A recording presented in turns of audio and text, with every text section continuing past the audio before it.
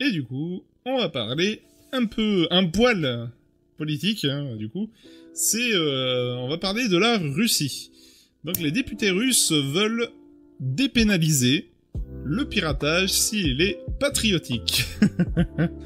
Ah, je trouve ça, c'est beau, c'est beau. Ouais, je relativiserai, mais en soi, voilà, là, il y a une vraie réflexion qui est en train de se faire en Russie, parce que, clairement, aujourd'hui, la guerre est, bon, c'est vrai qu'en Ukraine, la guerre est physique, hein, voilà, c'est une guerre à l'ancienne, mais pas que.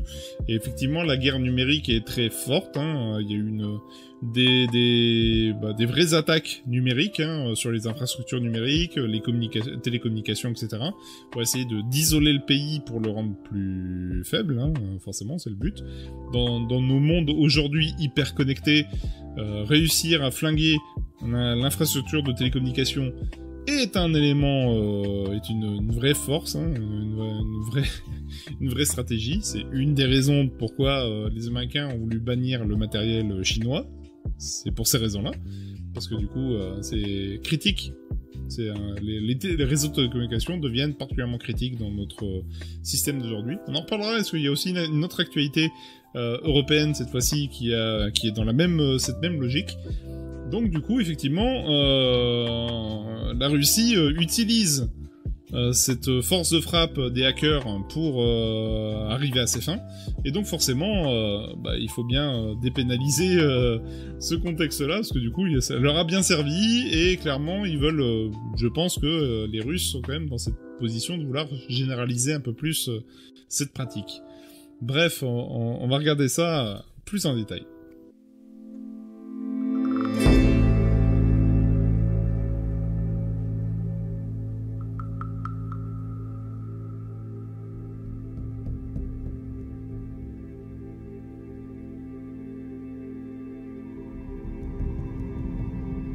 C'est parti. Donc cet article, du coup, c'est de Numérama, encore.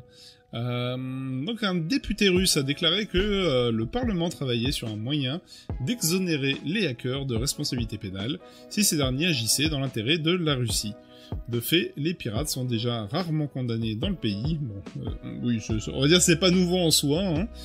Ça fait un petit moment que, effectivement, la Russie est quand même plutôt laxiste, hein, sur ces pratiques-là, parce que ça l'arrange bien, hein, je pense, d'un point de vue politique, ça les arrange bien. Mais effectivement, là, ils veulent, on va dire, officialiser ce côté-là, et de rendre, du coup, de dépénaliser complètement l'ensemble des hacks si c'est dans l'intérêt du pays. C'est une drôle d'approche, mais intéressante. Mais du coup, la récompense de Moscou, des députés travaillent sur un moyen de dépénaliser le piratage réalisé dans l'intérêt de la Russie. Selon une dépêche de l'agence presse gouvernementale TASS publiée le 10 février 2023, Alexander Kinstein, député russe et chef du comité de la Doma, le Parlement russe, sur la politique de l'information, a déclaré « Je suis fermement convaincu qu'il est nécessaire d'utiliser toutes les ressources pour combattre efficacement l'ennemi. » Donc il faut bien comprendre qu'avec l'Ukraine, ils sont quand même sur une guerre assez généralisée.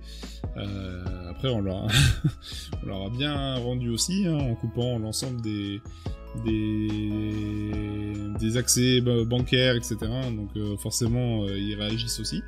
Si de tels centres de hackers nous attaquent aujourd'hui, la Russie doit avoir la possibilité de réagir de manière adéquate.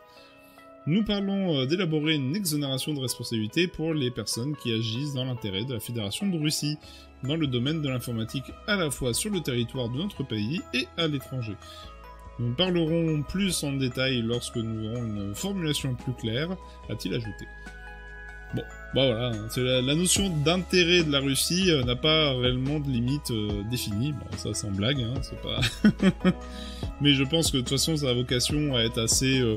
à la fois clair et flou pour tout le monde. C'est que, effectivement, l'intérêt du pays, c'est quoi et c'est qui, en fait, hein. Bon, là, clairement, on parle du gouvernement, il n'y a pas de doute là-dessus, hein. C'est pas dans l'intérêt de la nation dans son sens large. C'est dans l'intérêt de la politique actuelle. Voilà. Donc, la création et la distribution de logiciels malveillants sont actuellement passives en Russie d'une peine pouvant aller jusqu'à 7 ans de prison. Dans les faits, les hackers sont rarement condamnés dans le pays. Bon, je pense que les seuls qui ont été condamnés, c'est ceux qui avaient fait de l'arnaque envers des Russes. Je pense que les arnaques à l'international, je pense qu'ils s'en foutent un peu. L'entreprise Chainal ici avait noté dans un rapport que 74% de tout l'argent gagné par des attaques de ransomware en 2021 a terminé entre les mains de pirates en Russie. Ouais, je suis pas sûr quand même, pour être honnête. 74%, je trouve que ça fait beaucoup. Les chercheurs affirment qu'une énorme quantité de blanchiment d'argent basée sur la crypto-monnaie passe par des crypto-entreprises russes. Voilà, les activités de piratage et de vente illégale sur le Darknet forment une économie parallèle dont les organes de pouvoir tirent également profit. Bon. Je suis assez curieux de savoir... Alors, un rapport. Alors, qui a missionné ce rapport?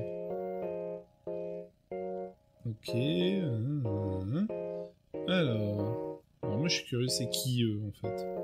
Parce que c'est bien de dire 74%, mais je trouve que ça fait beaucoup. Est-ce qu'ils ont pas un wiki eux? Parce que ça m'intéresse. Hop, alors...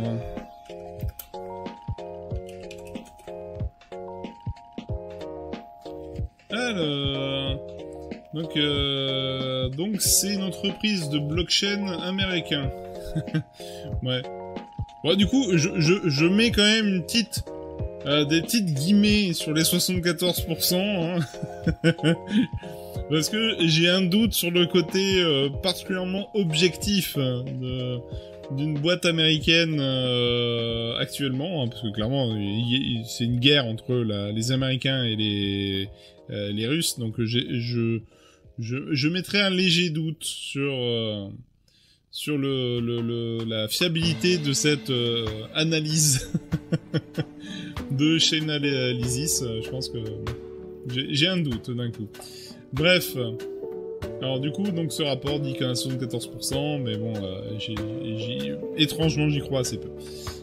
Du coup, une activité intense des collectifs de hackers depuis près d'un an. Bah oui, on sait que depuis la guerre en Ukraine, on sait que ça s'est quand même significativement augmenté.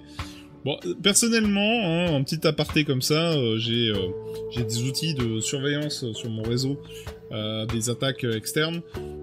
Oh, oui, il y a des Russes, hein, mais pas que. Hein, on est bien.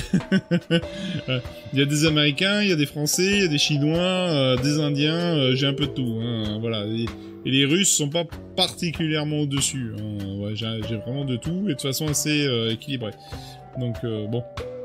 Oh, c'est qu'une expérience personnelle, mais bref, voilà, je suis pas totalement sûr. Donc, ou encore Anonymous Russia sont parmi les collectifs les plus actifs. Ces groupes sont considérés comme sponsorisés par le Kremlin. Bon, bah oui, c'est pas étonnant. Hein, de toute façon, Anonymous Russia, ils risquaient pas de soutenir les Américains. Donc bref, on verra bien. De toute façon, c'est pas nouveau, pour être honnête. Et comme je disais, il faut relativiser aussi. Alors oui, en ce moment, on va dire ce genre d'activité sur la Russie, il y a pléthore, hein, dans tous les domaines. Mais bon, les Américains le font aussi, hein, il faut pas croire. Alors, ils le font pas de façon officielle, c'est-à-dire qu'ils l'ont pas dépénalisé. C'est juste que le mec, en fait, il lui propose un accord politique, enfin de judiciaire, dans lequel c'est soit bon, t'es hacker, tu t'es fait choper. Du coup, soit tu bosses pour la NSA, soit tu vas en prison. Bon, bah le mec il choisit de bosser pour la NSA, mais bon voilà, ça, on va dire, on est quasiment pareil là, hein, pour être honnête. Hein. Voilà, le mec, enfin aux États-Unis, c'est quand même très pratiqué ce truc-là. Donc bon, pour moi, ça me semble, voilà, je pense pas que je pense pas qu'il y a vraiment une grosse différence entre les Américains et les Russes sur ce sujet-là. Je pense que clairement, des hackers patriotiques américains ont peu de chances de se faire emmerder de base. Hein, donc, hein, je pense que l'ensemble des attaques numériques qui ont été faites contre la Russie ne sont pas que du fait de quelques comment dire, hackers dans leur garage. Je pense que voilà, ce serait un peu trop facile et très réducteur de penser ça. Donc Donc voilà, bref, on va dire... Il y a rien de nouveau sous le soleil. Voilà.